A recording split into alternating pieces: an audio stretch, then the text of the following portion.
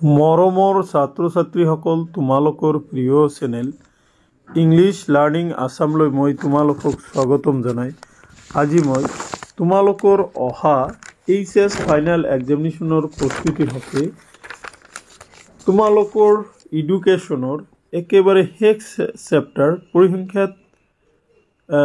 শিক্ষাত পৰিসংখ্যা বিজ্ঞান চেপ্টাৰটিৰ পৰা এটি ভেৰি ইম্পৰ্টেণ্ট মেথমেটিক্যাল প্ৰব্লেম লৈ উপস্থিত হৈছোঁ।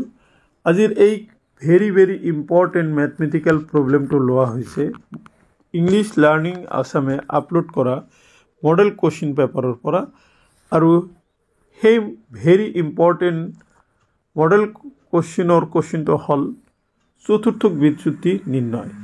এইবাৰ অহাৰ প্ৰায় 100% সম্ভাৱনা থকা এই কুৱেশ্যনটো তোমালোকে ভিডিঅ'টো চোৱাৰ লগে লগে তোমালোকে কৰিব পাৰিবা আৰু পৰীক্ষাত তোমালোকৰ 6 নম্বৰ কেৰি কৰিব পাৰিবা।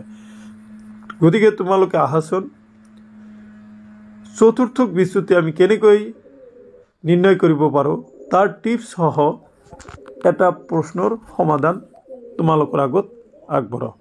বলাচোন মৰমৰ ছাত্ৰ ছাত্ৰীসকল, তোমালোকৰ ইংলিছ মিডিয়ামৰ কুৱেশ্যনটো দিয়া হৈছে যে কুৱেশ্যন পেপাৰটো কুৱেশ্যনখন আগতে চোৱা। কুৱেশ্যনখন আছিলে তলৰ বিভাজন তালিকাৰ পৰা চতুৰ্থ বিচ্যুতি নিৰ্ণয় কৰা, শ্ৰেণী, অন্তৰাল আৰু বাৰম্বাৰতা দিছে। তো এইটো আছিলে তোমালোকৰ শ্ৰেণী, অন্তৰাল আৰু তোমালোকৰ কুৱেশ্যন। এই কুৱেশ্যনটো তোমালোকে চাই লোৱা। চ' এইখিনি তোমালোকে পোনপ্ৰথমতে কুৱেশ্যনত তোমালোকে পাবা। এতিয়া কথা হ'ল তোমালোকৰ পোনপ্ৰথমতে সেই তালিকাটো চাই এটি তোমালোকে সঞ্চয়ী বাৰম্বাৰতা বিভাজন তালিকা তোমালোকৰ এটি প্ৰস্তুত কৰিব লাগিব। দেখা, সঞ্চয়ী বাৰম্বাৰতা বিভাজন তালিকা প্ৰস্তুত কৰাৰ আগতে তোমালোকে এটা টেবুল তৈয়াৰ কৰিব লাগিব। তাতে 3টা ঘৰ দিব লাগিব। প্ৰথমতে তোমালোকে শ্ৰেণী, অন্তৰাল, তাৰপিছত বাৰম্বাৰতা, তাৰপিছত সঞ্চয়ী বাৰম্বাৰতা লিখিব লাগিব। পোনপ্ৰথমতে তোমালোকে প্ৰশ্নত দিয়া ধৰণে শ্ৰেণী, অন্তৰাল আৰু বাৰম্বাৰতাখিনি মই লিখাৰ দৰে তুলি লোৱা। তুলি লোৱাৰ পিছত তাৰপিছত তোমালোকে তোমালোকৰ আনচাৰ স্ক্ৰিপ্টত একেবাৰে তলৰ পৰা গুচি যোৱা। যিহেতু এইখিনি আছিলে কি 50 to 54 আৰু লাষ্টত আছে 5 to 9। গতিকে যিহেতু 5 to 9 তলৰ পৰা তোমালোকে যোৱা। পোনপ্ৰথমতে দেখা সঞ্চয়ী বাৰম্বাৰতাটো উলিয়াব লাগিব। সঞ্চয়ী বাৰম্বাৰতা তোমালোকে কেনেকৈ উলিয়াবা দেখা, মই তোমালোকক কৈছোঁ পোনপ্ৰথমতে একেবাৰে ৰাইট ছাইডত তলত 2টো লিখা, 2ৰ লগত এই যে 5 আছে 5 প্লাছ কৰা, এইটো 7 পাবা। আকৌ সেই 7ৰ লগত এইটো 5 প্লাছ কৰিলে তোমালোকে 12 পাবা। ঠিক 12ৰ লগত 8 প্লাছ কৰিলে আমি 20 পাম। এনেকৈ আমি বাকী সঞ্চয়ী বাৰম্বাৰতাখিনি পালোঁ।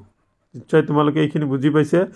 এতিয়া মেইন কথা হ'ল যে আমি জানো যে চতুৰ্থ বিচ্যুতি নিৰ্ণয় কৰিবলৈ হ'লে Q equal to Q3 minus Q1/2 এইটো নিৰ্ণয় কৰিব লাগিব। গতিকে এট ফাৰ্ষ্ট আমি Q3টো Q1টো কেনেকৈ নিৰ্ণয় কৰিব পাৰোঁ সেইখিনি উলিয়াবলৈ চেষ্টা কৰিব লাগিব। পোনপ্ৰথমতে ইয়াতে যিহেতু n মানে মুঠ বাৰম্বাৰতা আছে 55, গতিকে ইয়াৰ পৰা তোমালোকে আমি জানো কি যে Q1 আৰু Q3 নিৰ্ণয় কৰাৰ সূত্ৰ আছে। Q1 ওলাওঁতে তোমালোকৰ n/4 লাগে আৰু Q3 ওলাওঁতে 3n/4 লাগে। গতিকে পোনপ্ৰথমতে ইয়াতে দিয়া আছে n = 55, গতিকে n/4 উলিয়াব লাগে 55/4।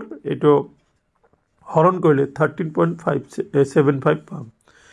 এই দেখা, এতিয়া কথাটো হ'ল Q1 শ্ৰেণীটো এতিয়া উলিয়াব লাগে। খুব ভেৰি ইম্পৰ্টেণ্ট। তোমালোকৰ Q1 শ্ৰেণীটো উলিওৱাটো খুব দৰকাৰী, কাৰণ Q1 শ্ৰেণী যদি উলিয়াব নোৱাৰা তেতিয়াহ'লে তোমালোকৰ এইটো নহ'ব। গতিকে পোনপ্ৰথমতে আমি Q1 শ্ৰেণীটো উলিয়াব লাগিব। ঠিক সেইদৰে Q3 শ্ৰেণীটো উলিয়াব লাগিব। গতিকে Q1 শ্ৰেণীটো কেনেকুৱা হ'ব দেখা, এই ইয়াতে n/4ৰ মান পালা তোমালোকে 13.75। মনত ৰাখিবা দেই, 13.75। ইয়াৰ ঠিক বেছি সঞ্চয়ী বাৰম্বাৰতা থকাটো, ইয়াৰ ঠিক ওপৰৰ বা বেছি সঞ্চয়ী বাৰম্বাৰতা থকা শ্ৰেণীটো, সেইটো শ্ৰেণী হ'ব Q1ৰ শ্ৰেণী।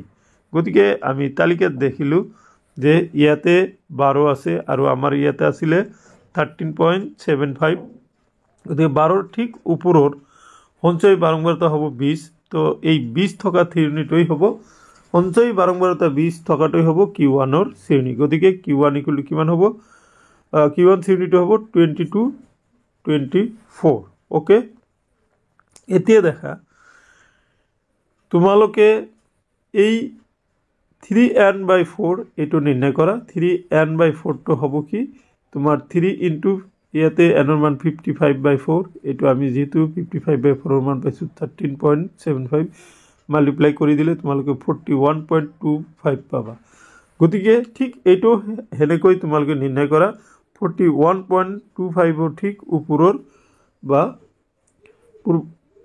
পৰৱৰ্তী যেটো তোমাৰ হ'ব এটো কি হ'ব দেখা এটো 41 ৰ ঠিক ওপৰৰ সঞ্চয় বাৰম্বাৰতা হ'ব 43 থকা শ্ৰেণীটো হ'ব Q3 এটো শ্ৰেণীত কিমান আছে 35 to 39 এই ইয়াতে মই লিখিছো Q3 থকা বা Q3 শ্ৰেণীটো হ'ব 35 to 39 আমি জানো কি চতুৰ্থ বিচ্যুতি Q quartile deviation Q =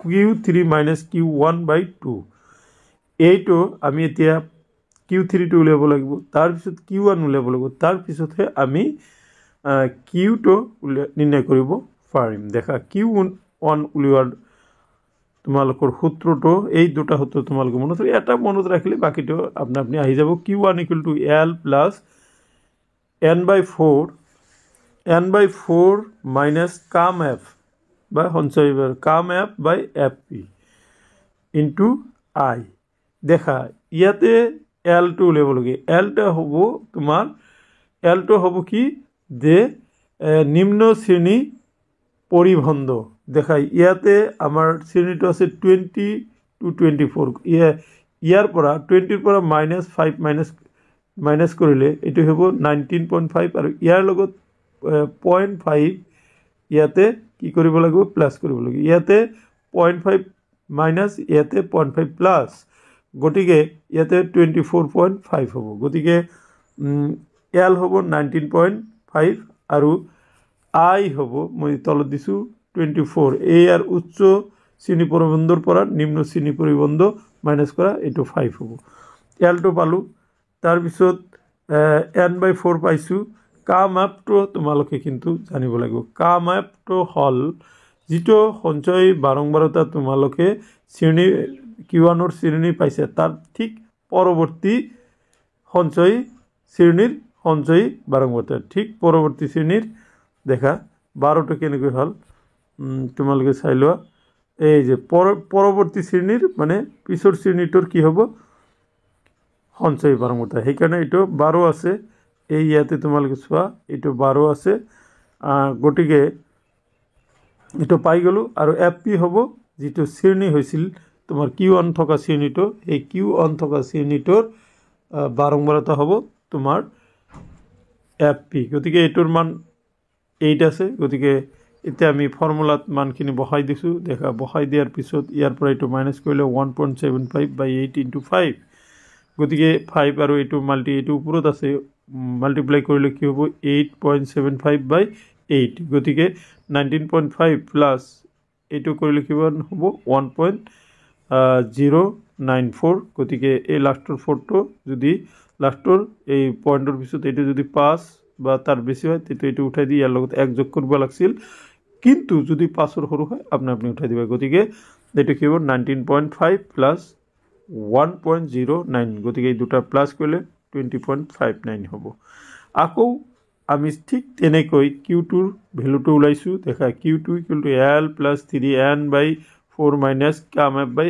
FP into I মই ইয়াতে শ্ৰেণীটো আছে ইয়াৰ পৰা শ্ৰেণী পৰিবন্ধটো উলাই লৈছো ৰাইট সাইডে দেখা তোমালোকে L টো উলাই লৈছো তাৰ পিছত I টো একলগে উলাই লবা 39.5 minus 34.5 equal to এটো কৰিলে 5 এ হ'ব গতি 3n/4 equal to কিমান হ'ব এটো দিয়াই আছে FP টো হ'ব 5 আৰু CAM F টো হ'ব ইয়াৰে ঠিক আগৰটো 38 এতিয়া আমি মানখিনি ইয়াতে বহাই দিওঁ বহাই দিয়াৰ পিছত মানখিনি বহাই দিওঁ 5 কেঞ্চেল গৈছে গতিকে ইয়াৰ পৰা এইটো মাইনাছ কৰিলে 3.25 এইটো প্লাছ কৰিলে 37.75 গতিকে চতুৰ্থ বিচ্যুতি উলিয়াওঁতে তোমালোকে কি কৰিব লাগিব Q equal to Q3 minus Q1/2 Q3 মান হ'ল 37.75 মাইনাছ 20.59/2 এইটো মাইনাছ কৰিলে 17.16/2 এইটো কৰিলে কিমান হ'ব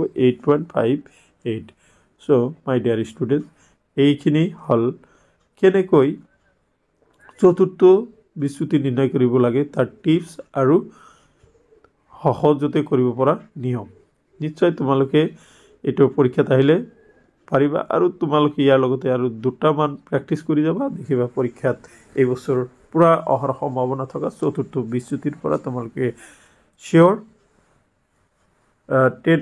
6 মাৰ্ক আহিব সেইটো কেৰি কৰিব পাৰিবা চ' মৰমৰ ছাত্ৰ ছাত্ৰীসকল এইখিনি আজিৰ এই ভিডিঅ'ৰ বিষয়বস্তু থেংক ইউ ফৰ ৱাচিং